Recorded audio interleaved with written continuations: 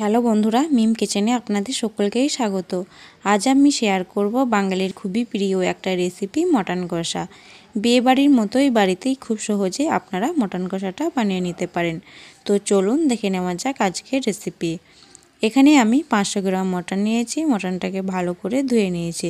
আর নিয়েছি একটা বড় সাইজের পেঁয়াজ লম্বা লম্বা করে কেটে নিয়েছি। আর এখানে নিয়েছি দুটো মিডিয়াম সাইজের পেঁয়াজ, 1 ইঞ্চি আদা আর 15 থেকে 16 কোয়া রসুন। এবার এগুলোকে একটা মিক্সিং জারের মধ্যে নিয়ে নিচ্ছে।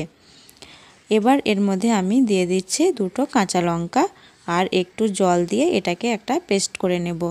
মশলাটাকে একেবারে মিহি করে পেস্ট করে নিয়েছি।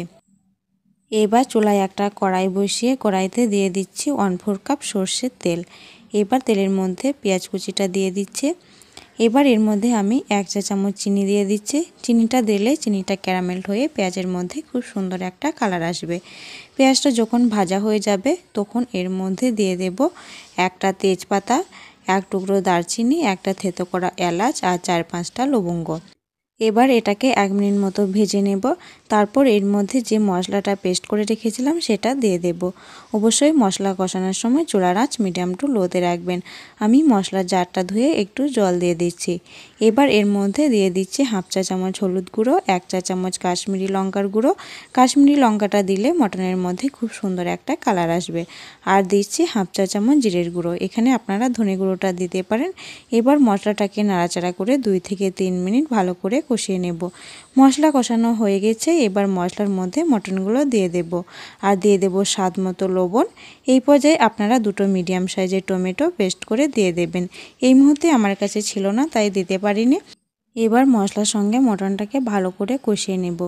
কষানোর সময় মটন থেকে একটু জল বের হবে, সেই জলটাকে শুকিয়ে আসা পর্যন্ত মটনটা কষাতে হবে।